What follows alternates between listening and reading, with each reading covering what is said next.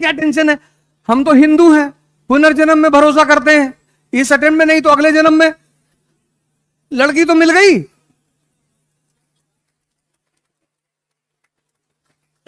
ऊर्जा है, इसीलिए इस देश में शिवलिंग को मंदिर में बनाया गया।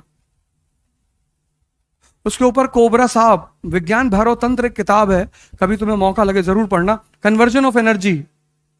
जो बच्चा है, बच्चा, वहां सेक्स हार्मोन एक्टिव नहीं है, इसलिए बच्चे की जो सबसे बड़ी तमन्ना है ना, वो है चॉकलेट।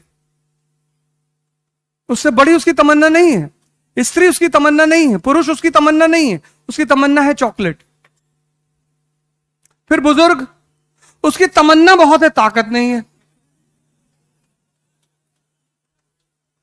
तमन्ना उसकी भी है लेकिन ताकत नहीं है। पूरी सुन लो, ये जो युवा अवस्था है ना, अब बाबा रामदेव को समझ में आ गई ये बात, बाबा रामदेव को समझ में आ गई, तुमको परेशान कर रही है। उस आदमी ने ओवरकम कर लिया, 10,000 करोड़ का मालिक है। कपिल शर्मा के शो में आया था, किसी की हिम्मत नहीं पड़ रही थी उसके साथ एक्रोबेट तो एक्सरसाइज वगैरह करते हैं, किसी की हिम्मत नहीं पड़ रही थी उसके सामने परफॉर्म करने की। 10,000 करोड़। और कपिल शर्मा मुकेश अंबानी की बेटी की शादी में थाली उठाएंगे, बाबा रामदेव नहीं उठाएगा। मुकेश अंबानी की इतनी औकात नहीं है कि वो बाबा रामदेव से कहते कि मेरी बेटी की शादी में तुम थाली उठा लो, किसी गेस्ट को दे दो। मुकेश अंबानी की बेटी की शादी में एक बड़ी प्यारी घटना घटी। बॉलीवुड के जो कलाकार हैं उसको बुलाया उसने और कहा तुम लोग जितने भी गेस्ट आए हैं सबको सर्व करोगे। क्या संदेश दिया उस आदमी ने। पैसा होने से सब कुछ नहीं है, लेकिन यह बात वो सदगुरु से नहीं कह सकता था। ज्ञान सर्वोच्च है, तब भी था, आज भी है और कल भी रहेगा। वो बाबा रामदेव से मुकेश अंबानी नहीं कह सकते कि आप हमारे यहां गेस्टों का आदर करेंगे और उनको माला पहनाएंगे, उनको खाना सर्व करेंगे। नहीं नहीं नहीं, नहीं। क्योंकि शक्ति ही तो है। और अगर वो शक्ति, और वो शक्ति एक समय आएगा, इसलिए मैंने बड़े सारे वीडियोस डाले यूट्यूब पे कि कन्वर्जन, धर्म का जो सबसे बड़ा सिद्धांत है वो है कन्वर्जन, लेकिन एक है सूडो कन्वर्जन। खत्म, श्यामलाल बन गया शमशुद्दीन, नाम चेंज करने से थोड़ी कुछ होता है। श्यामलाल बन गया सैमुअल, लेकिन ये सूडो कन्वर्जन है। जो ओरिजिनल कन्वर्जन, अल्लामा इकबाल कहते हैं ना, कुछ बात है कि हस्ती मिटती नहीं हमारी। कौन सी बात? यही बात कि सिद्धार्थ इंद्रियों पे जी रहा है, और जो व्यक्ति इंद्रियों पे जी रहा है उसको जो इंद्रियों की विशेषताएं हैं वो प्रभावित करेंगी। अगर तुम्हें सेक्स प्रभावित कर रहा है तो तुम एक नॉर्मल इंसान हो। अब कुछ ज्यादा कर रहा है तो थोड़ा सा एबनॉर्मल हो, लेकिन अगर तुम्हें सेक्स प्रभावित कर रहा है तो तुम नॉर्मल इंसान हो। लेकिन इस देश ने एक समय पर आकर कह दिया कि सेक्स की कोई बात नहीं करेगा। जैसे इस देश में अगर तुम सेक्स पे बात करो तो लोग तुम्हें रोक देंगे तुरंत, भाई साहब प्लीज, गंदी बातें कर रहे, करने के लिए मरे जा रहे हो।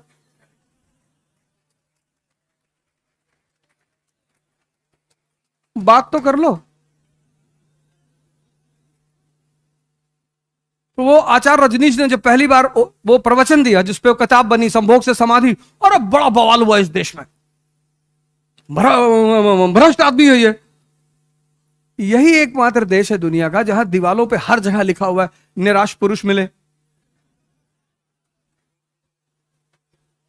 तुम इंद्रियों पे हो, तुम इंद्रियों से गवर्न हो रहे हो। अगर तुम सदगुरु जैसे किसी गुरु के पास, किसी, मैं ये नहीं कह रहा सदगुरु के पास, तुम्हारी चॉइस, तुम्हारी चॉइस, तुम्हारी पूरी तुम्हारी चॉइस, किसी ऐसे आदमी को तुम पकड़ो जो तुम्हें साधना करना सिखा दे, ध्यान। ये मन जो है ना, मन, इसकी कुछ विशेषताएं हैं। जैसे पहली विशेषता, विचार फेंकता रहेगा कुछ भी। तुम्हें दो चीजें कभी नहीं पता चलती, एक, विचार आ कहां से रहे हैं। तुम 40 घंटा आंख खोल करके बैठ सकते हो, लेकिन तुम 4 मिनट आंख बंद करके नहीं बैठ सकते। उसकी सबसे बड़ी वजह यह है कि विचार कहां से आ रहे हैं ये नहीं पता। अगर ये पता चल जाए कहां से आ रहे हैं तो हम उन्हें तुरंत पकड़ ले। और दूसरी, कब कौन सा विचार आएगा। मैं क्लास ले रहा था तो एक लड़का उठा और क्लास के बाहर चला गया। अक्सर जाते ही लोग, फिर आया बैठा, फिर 5-10 मिनट बाद फिर चला गया। तो हम सोचते कि थोड़ा ऑक्सीजन लेने गया होगा, खींचने उछने गया होगा, पता नहीं क्या पढ़ा रहा है, समझ में नहीं आ रहा। जब वो 5वीं बार उठ के जाने लगा तो मैंने उसको रोका। मैं कहा सर बेचैनी हो रही है। हमने क्यों? कहा सर मुझे ऐसा लग रहा है कि भूकंप आ रहा है। अबे मैंने कहा जब लग रहा है तो हमें भी बता। मतलब तुम इतने दुष्ट आदमी हो कि तुमको लग रहा भूकंप आ रहा है, तुम सोच रहे हो कि बढ़िया गिर जाएगा ईट तो हम निकल ले। और बेसमेंट की क्लास, बेसमेंट की एक दरवाजा। हमने कैसे लग रहा है? कहा सर विचार आ रहे हैं। हमने कहा हाँ बैठो, मरोगे नहीं, बैठो। जब राम अपने पिताजी को नहीं बचा पाए, भगवान कहते भगवान सब करता है, अपने पिताजी को नहीं बचा पाए, राजा दशरथ को। कुछ नियम है वो शाश्वत है, इटर्नल। तुम्हें इसके लिए साधना करनी पड़ेगी।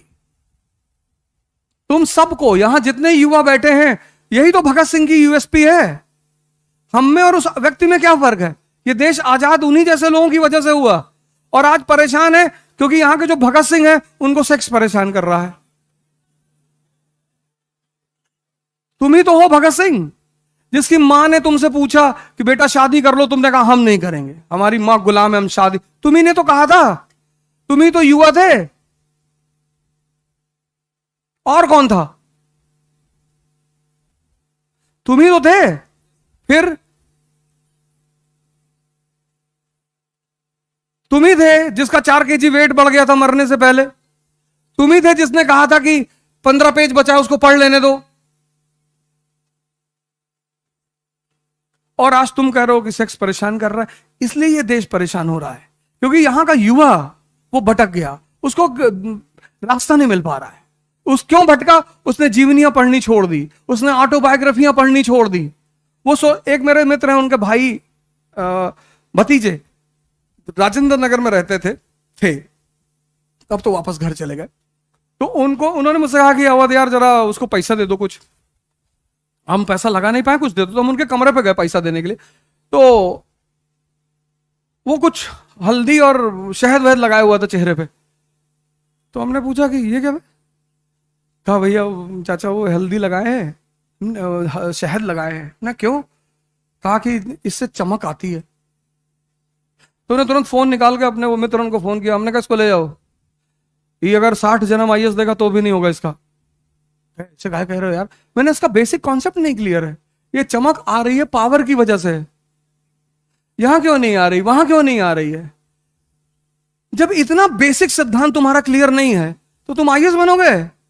जहां इकोनॉमी, पॉलिटी, सोसाइटी सबको मिलाकर सोचना पड़ता है। इंटरडिसिप्लिनरी प्रिपरेशन है ये। इस प्रिपरेशन की सबसे खास बात यह है इंटरडिसिप्लिनरी। तुम्हें इकोनॉमी समझ में नहीं आई, तुम्हें पॉलिटिक्स कभी नहीं आएगी, आएगी ही नहीं। यही तो एक खतरा है। हम क्यों बार बार तुमसे कहते हैं एनसीईआरटी पढ़ने का? तुम्हारा बेस मजबूत हो जाएगा। तब तुम बेस मजबूत होने के बाद जब सारे सब्जेक्ट को कनेक्ट करके पढ़ोगे। अफगानिस्तान में स्त्रियों की दशा बुरी क्यों है?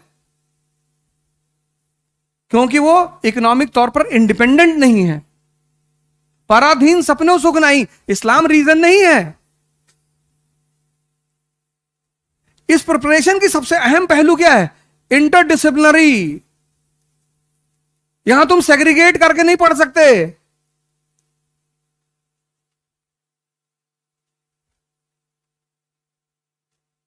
और आज तुम ये बात कह रहे हो।